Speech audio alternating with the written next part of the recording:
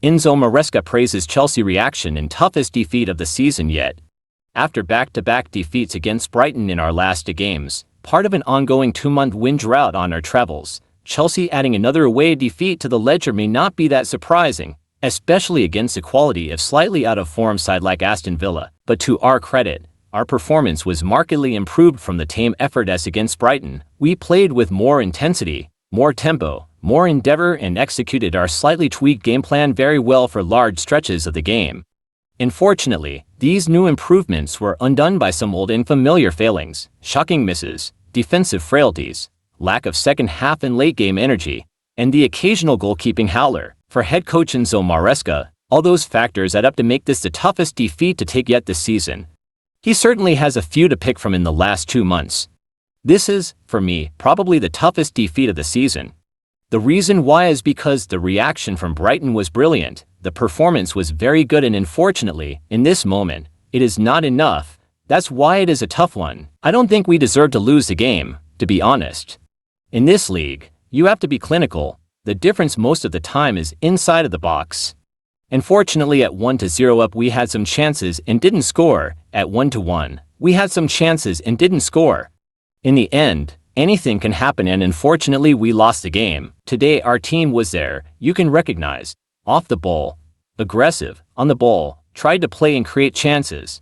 Without a 9 in the last 2 games, we struggled to create chances.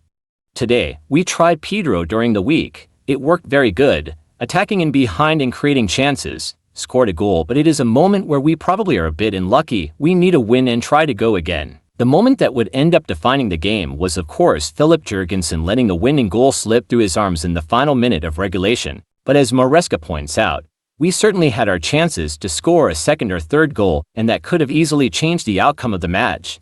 Jurgensen, who made a couple excellent saves earlier in the game, probably makes that save 9 times out of 10, just as Cole Palmer probably converts his 1v1 late on with Emiliano Martinez just as often.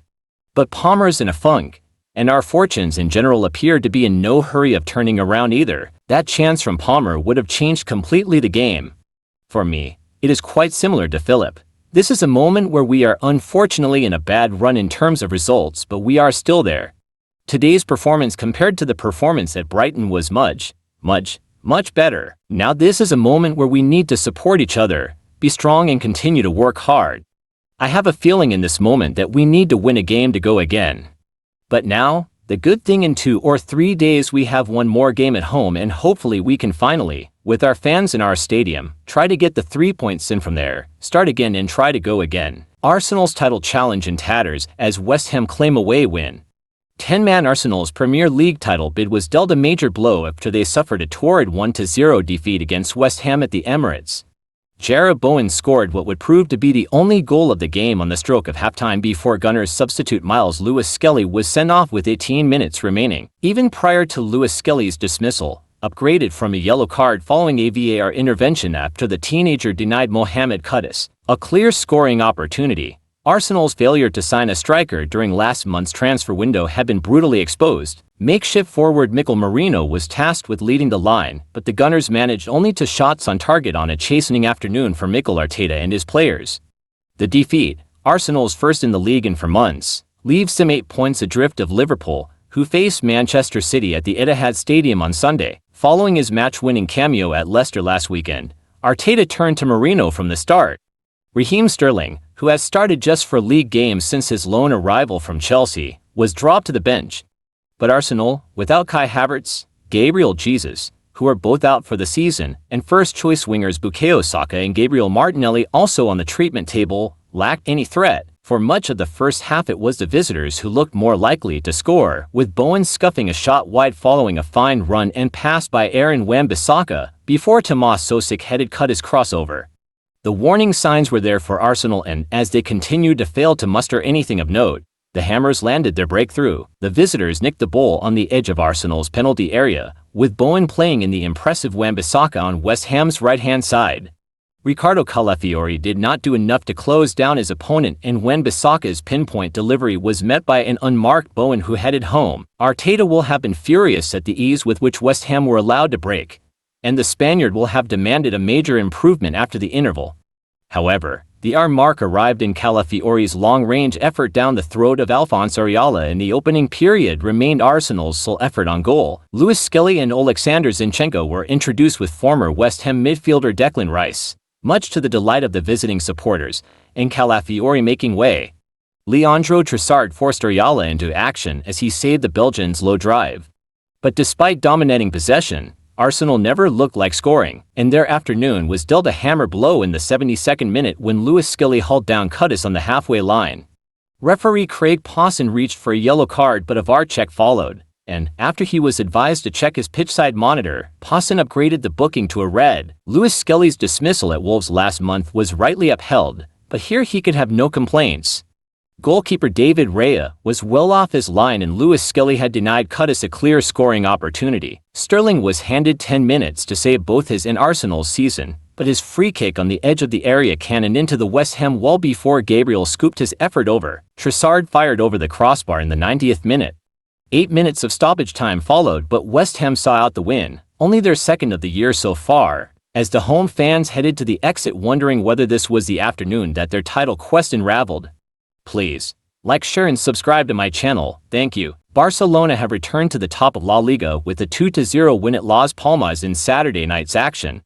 La Blaugrana reacted to the title challenge thrown down by Atletico Madrid as Diego Simeone's side cruised to a 3-0 victory at struggling Valencia. Barcelona boss Hansi Flick was forced to rely on his bench late on in Gran Canaria as Dani Olmo and Ferran Torres scored after being omitted from the starting lineup by the former Bayern Munich chief.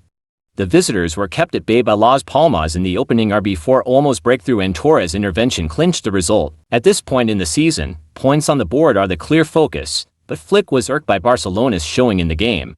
Grit and individual quality got Barcelona over the line in an important game, and Flick admitted it was not one of their most coherent performances of the season. "We didn't play a good game, but we won 2-0 and that's good. With the 3 points, the road back to Barcelona is easier for us to face." As per quotes from Marca, at halftime, "I explained to the team what to do better in some situations and we talked about what wasn't being done as we wanted. The players were good overall. We're very happy with the 3 points gained, but not so much with the performance. We're back as leaders of La Liga, and in the end we want to progress in the race, but also to be better." Barcelona now face a quick turnaround as they fly back to Catalonia ahead of a Copa del Rey semi-final first leg at home to Atletico Madrid on February 25th. That is followed by a home league clash with Real Sociedad on March 2nd before the return of the UEFA Champions League. Serhou Guirassy scored 4 goals to give Niko Kovac his first Bundesliga win as Borussia Dortmund bossed as they thrashed Union Berlin. The hosts led in the 25th minute when visiting defender Diogo Leite diverted Julian Ryerson's shot into his own net. Guirassy began his goal-scoring run in the 40th minute when he headed home from Pascal Gross' cross. The former Brighton midfielder found Guirassy again in the 75th minute, and the Guinea international forward slammed in his second at the near post. Maximilian Bayer unselfishly squared the ball for Guirassy to tap home and complete his hat-trick 5 minutes later. With 7 minutes left, Gross' pass from the left was headed in by Guirassy for his 4th of the night and 13th in the league this season. It was the first 4-goal haul by a Dortmund player in the Bundesliga since Erling Haaland did so in November 2020. Bayer's header from another Gross cross sealed their dominant victory in the 89th minute. Gross was the first player in exactly 5 years to provide 4 assists in a Bundesliga match following Christopher Nkunku's feat. Kovac was appointed Dortmund coach at the end of January after a difficult campaign for the club, who are 10th in the league on 30 points. They face French side Lille in the last 16 of the Champions League next month. AC Milan's tough week continued with a 2-1 loss to Torino in Syria, a defeat partly due to U.S. international Christian Pulisic missing a penalty in the 33rd minute. The match began with a disastrous own goal from goalkeeper Mike Maignan, who inadvertently smashed a clearance off Malik Thiel and straight into his own net, giving Torino an early lead. Pulisic had a chance to level the score when a handball in the box led to a Milan penalty. However, Torino's goalkeeper Vanja Milinkovic-Savic made a crucial save, diving to deny Pulisic's attempt. This marked the first missed penalty of Pulisic's career, having previously converted 12 successful attempts at all levels. Milan eventually found a goal in the 74th minute through Tierney Reinders, pulling the score back to 2-1. However, Torino responded immediately, with Gvidas Chanitis scoring just minutes later. sealing the 2-1 victory for the visitors and condemning Milan to yet another defeat. Manchester United staged a late comeback before being saved by VAR as they avoided plunging deeper into crisis, with a dramatic draw at Everton. Everton's resurgence under returning manager David Moyes, once of United, was poised to continue as the hosts exerted total domination in the first 45 minutes to establish a deserved 2-goal lead at Goodison Park. They exposed every United flaw in that opening half, Beto turning in his 5th goal under Moyes in the 19th minute after a goal scramble before Abdoulaye Doucouré headed them to a head.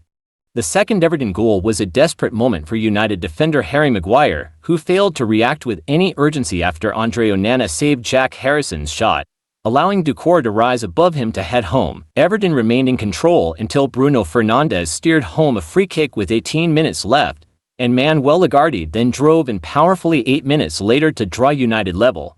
United then survived a late scare when referee Andrew Madley awarded a penalty as Ashley Young went down under Maguire's challenge, with Matthijs de Ligt also tugging the Everton veteran, but the decision was reversed after a video assistant referee check. The second half comeback had been an unlikely turn of events given Everton's initial superiority, with United sparing manager Ruben Amorim the indignity of what would have been the team's 9th league defeat in 13 matches. Everton will be bitterly disappointed not to close out a win in a game they dominated comfortably until Fernandes threw United their lifeline with a smart free kick.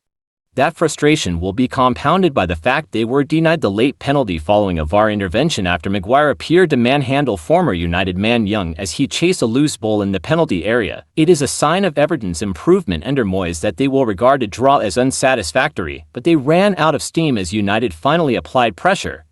Beto continued his recent fine form under Moyes with a poacher's finish, and when Doucouré added the second before the interval there looked to be no way back for United. Everton, however, started to look vulnerable after Fernandes' goal, but they were clearly nursing a real sense of grievance at not being awarded the spot kick that could have brought them all 3 points. After the gripping finale, the draw means Everton remain 1 point ahead of 15th place United. United deserve credit for the second half improvement, but there is no disguising the mediocrity of what head coach Amorim currently has at his disposal. Fernandes and Ugarte were at the forefront of that United rally, but for the first 72 minutes this was a shocking team performance, lacking in desire and creativity. Fernandes kept probing, but Maguire had an afternoon to forget. There was his undistinguished part in Everton's second goal, and then the England defender was holding his breath when his clumsy challenge on Young ran the risk of giving the hosts a penalty and potentially an injury time winner. The agitated, animated body language of Amorim, certainly until the tide turned, was a reflection of his continued unhappiness with what he was witnessing from United. At least now he has seen a show of defiance, a small mercy Amorim will grab it with gratitude. Please like, share and subscribe to my channel. Thank you.